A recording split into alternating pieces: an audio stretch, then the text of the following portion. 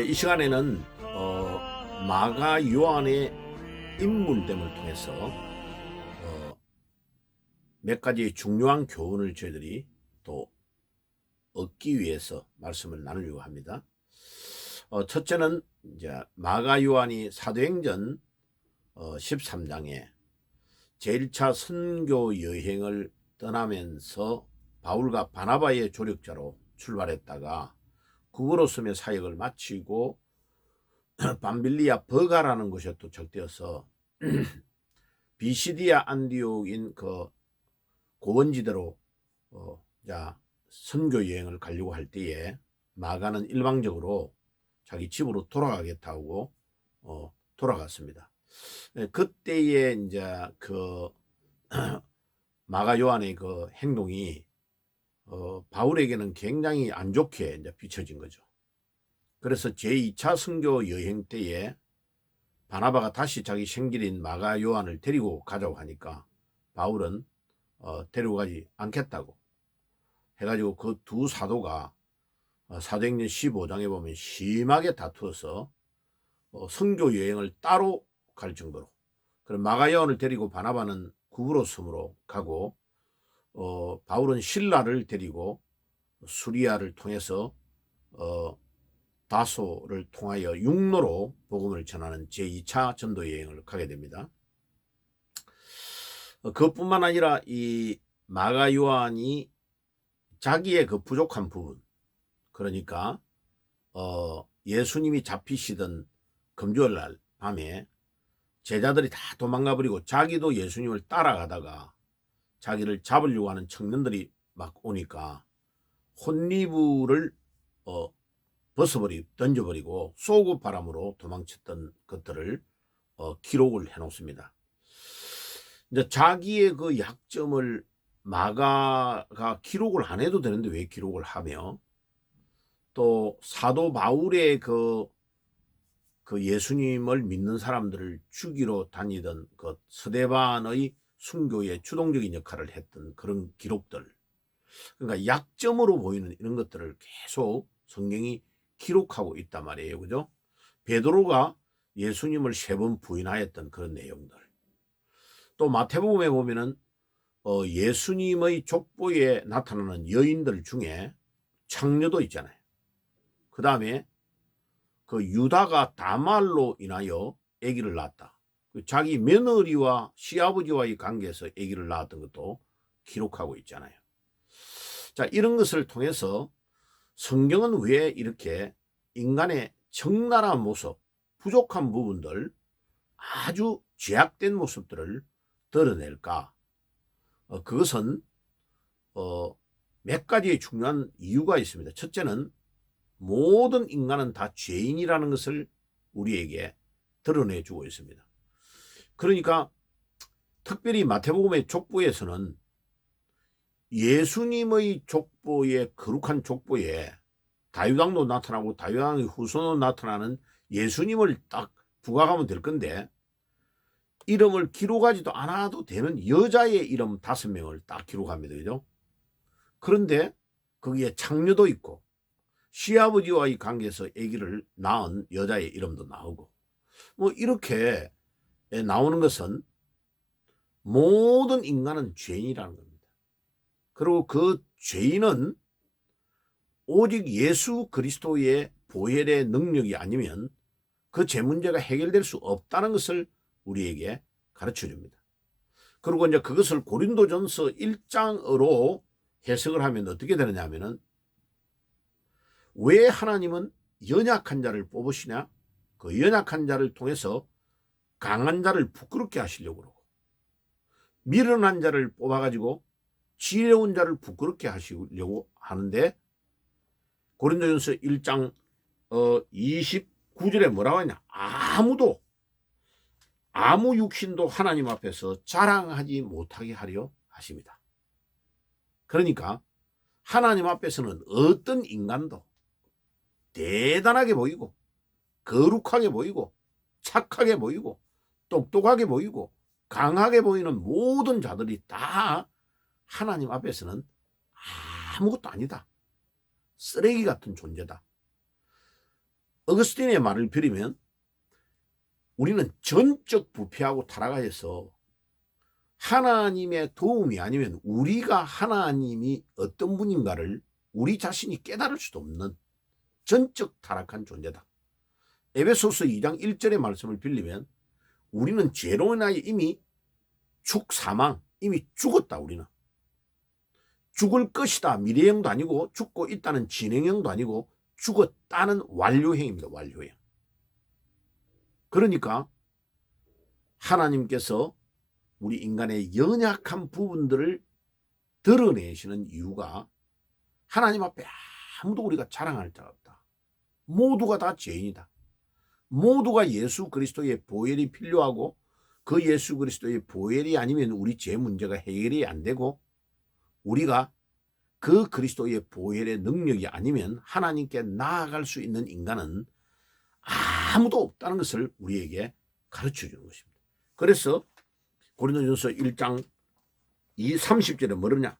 그러나 너희는 하나님께로서 나서 그리스도 예수 안에 있고 그리스도는 하나님께로서 오셔서 우리에게 지혜와 의와 거룩함과 대속이 되시나니 기록된 바 자랑하는 자는 여호와 안에서 자랑하라 함과 같게 하려 함이라. 그러니까 자랑하는 것도 야훼 하나님 안에서 우리 하나님의 이름을 드러내기 위하여 간증하는 것 외에는 우리는 자랑할 게 아무것도 없다는 것을 말하는 것입니다. 그게 첫째, 우리가 이제 그 마가 요한이 혼이불을 팍 벌써 던져버리고 속옷바람으로 도망쳤다는 기록을 통해서 마가 자신을 말하고 있는 거거든요. 그래서 우리가 배워야 되겠다. 그래서 시편에 보면 하나님은 우리가 회개하는 것, 이사야 성경에도 그렇죠. 상한 심령을 우리 하나님이 기뻐하십니다. 그래서 회개가 굉장히 신앙생활에서 중요합니다. 그래서 지금 현대 교회가 문제가 있는 것은 뭐냐면 예배에 회개가 없다는 것입니다. 그 우리 어릴 때에 목사님들이 강단에 설교할 때에 회개를 촉구하는 설교가 엄청 많았습니다. 그런데 지금은 목회자들이 사람들이 듣기 싫어하는 말을 안 하는 것, 이것이 큰 잘못입니다. 하나님의 관점에서 말씀을 선포해야 되고 그것을 듣든지 안 듣든지 상관없는 거예요. 하나님의 말씀은. 그리고 그 말씀을 듣는 자가 하나님의 말씀을 듣고 회개하고 하나님께 각성하고 깨어나야 되는 것입니다.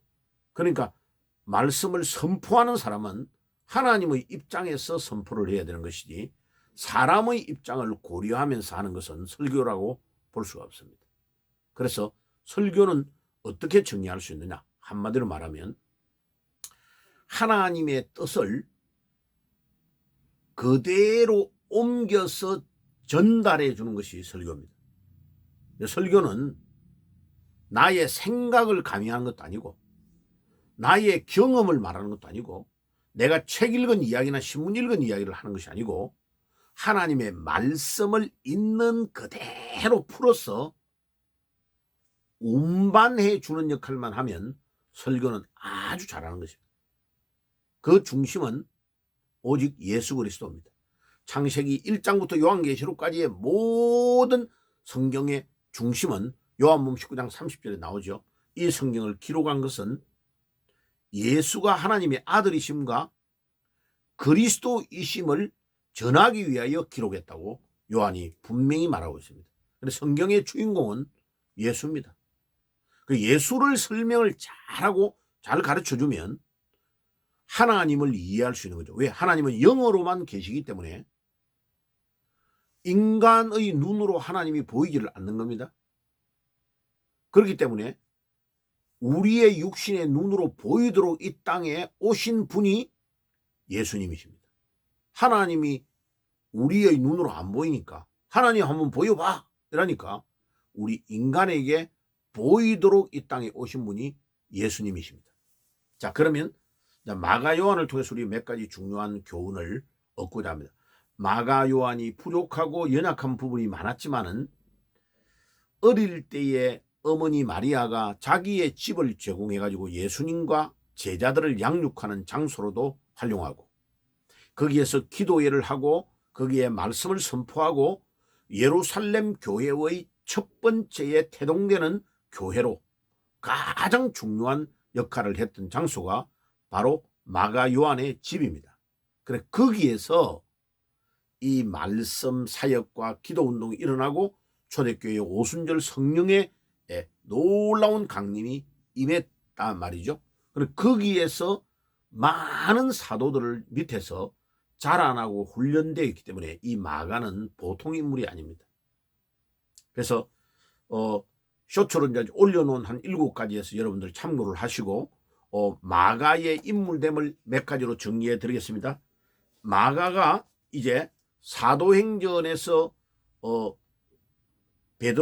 바울과 바나바를 떠나버린 이후에는 마가에 대한 기록이 사도행전에 나오지 않습니다. 그런데 바울서간에 골로새서 4장 10절에 바울과 함께 로마의 감옥에 갇혀 있다고 말하고 있습니다. 이야, 놀랍죠?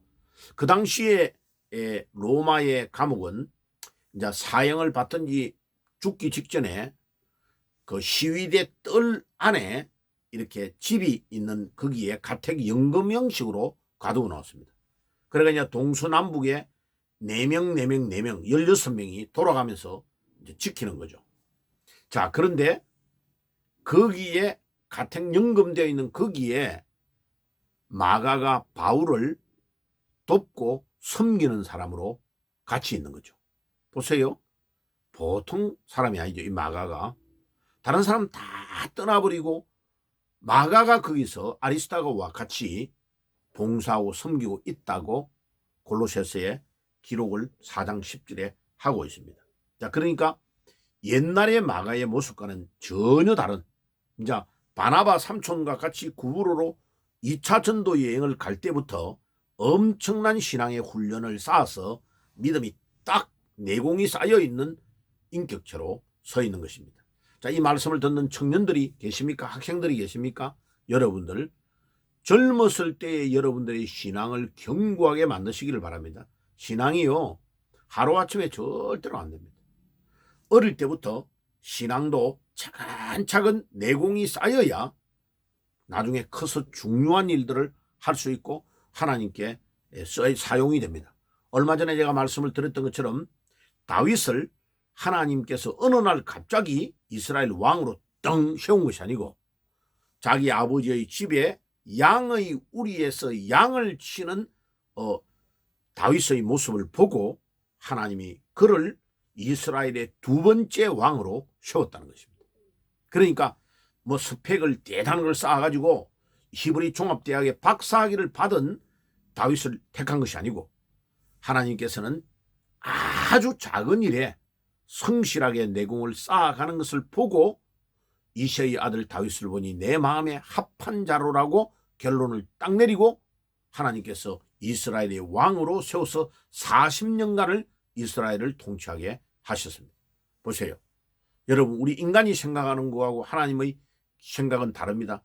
인간은 좋은 스펙을 쌓아가지고 좋은 학교의 졸업장과 박사학위를 가지고 있고 대단한 것을 가지고 있는 것을 중심으로 뽑지만 하나님은 그렇게 안 하고 그 사람의 중심, 그 사람의 어릴 때의 기초부터 어떻게 하고 있는가를 딱 보고 쓰는 것입니다. 이 마가는요, 바로 그런 측면에서 아주 견고하게 훈련이 잘 되어가는 위대한 인물로 나아가고 있는 것을 보게 됩니다.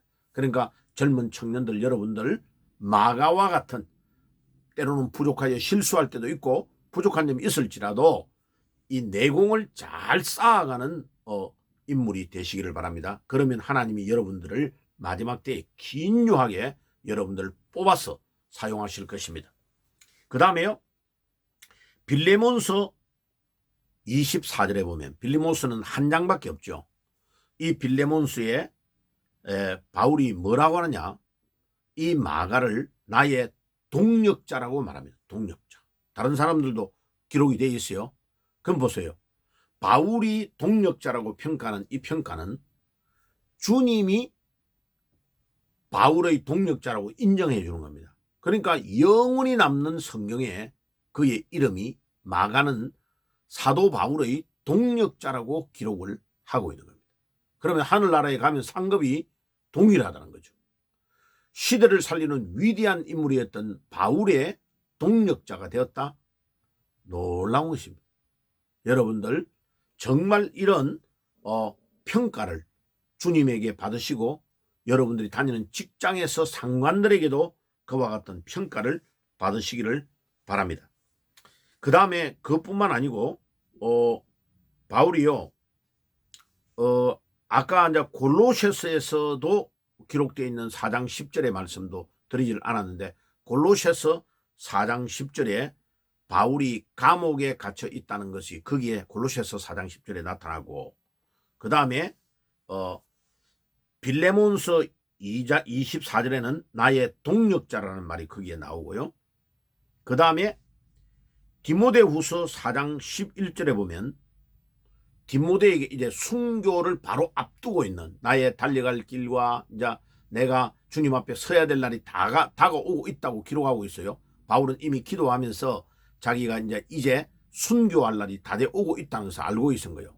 그러면서 아들 디모데에게 편지를 보냅니다. 빨리 디모데 네가 속히 나에게 와야 되고 올 때에 마가를 꼭 데리고 오너라.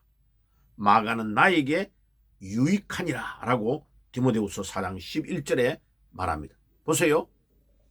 사도 바울이 지금 디모데에게 말할 때 꼭 이 마가를 데려오라. 마가는 나에게 유익하다. 여러분 유익한 인물이 되어야 됩니다.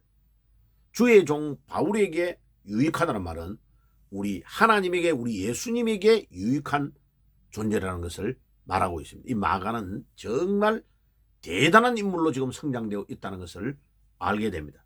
그것뿐만 아니라 베드로전서 5장 13절에 사도 베드로는 마가 요한을 뭐라고 하느냐?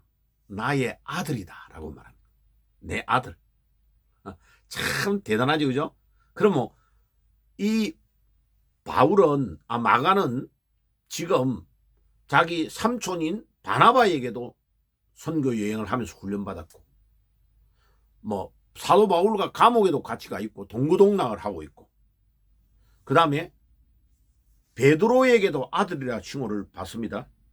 그러니까 그 다음에 그것뿐만 아닙니다. 사도 베드로가 나중에 이제 순교를 로마에 가서 순교하는데 예루살렘에서 로마까지 외국 이방인 전도를 갈 때에도 이 베드로는 언어가 많이 안 되잖아요. 그러니까 공부를 많이 한 사람이 아니니까 마가가 통역관으로 따라갑니다. 그래가지고 그리스에 가면 그리스어로, 로마에 가면 로마어로 통역을 해줘야 될 거 아니에요. 근데 그 복음 전하는 거기에 놀라운 역사가 일어나고 베드로를 따라다니면서 전하는 이 메시지를 잘 정리했지 않겠습니까? 그죠? 그래서 이 마가가 위대한 사도 3명, 바나바, 바울, 베드로를 다 모시고 그분들에게 중요한 것들을 다 배워 엑기스를 가지고 있는 것이죠. 그래서 나중에 이제 이 마가 내일 말씀을 드릴 건데 이 베드로가 로마에서 복음을 전했던 그것을 이제 다 적었을 거 아니에요. 기록도 하고. 그래가지고 이제 베드로가 순교하고 나니까 그들에게 편지를 보냈는데 그 편지가 마가복음입니다. 그래서 마가복음이 베드로 복음이라고도 말합니다. 왜냐하면 베드로를 너무나 상세하게 소개하고 있고 그 다음에 베드로가 전했던 그 메시지가 마가에게 딱 그대로 녹아 있는 거죠.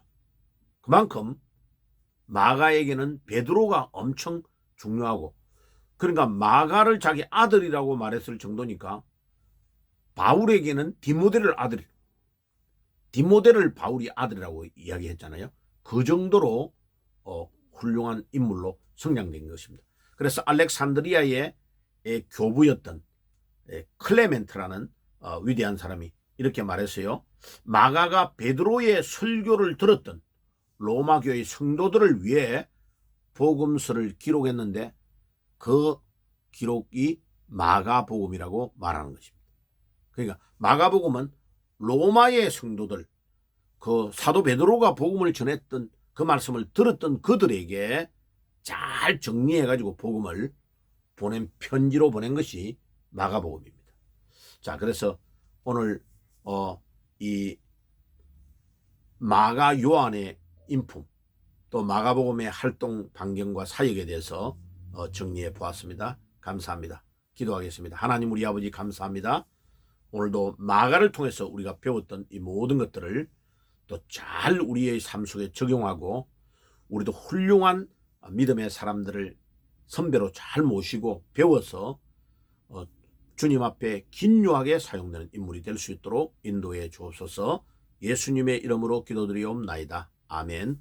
지금은 우리 주 예수 그리스도의 은혜와 하나님 우리 아버지의 사랑하심과 성령의 교통하심이 오늘도 이 말씀을 받는 모든 주의 종들 머리 위에 지금부터 영원까지 항상 함께 계실지어다. 아멘.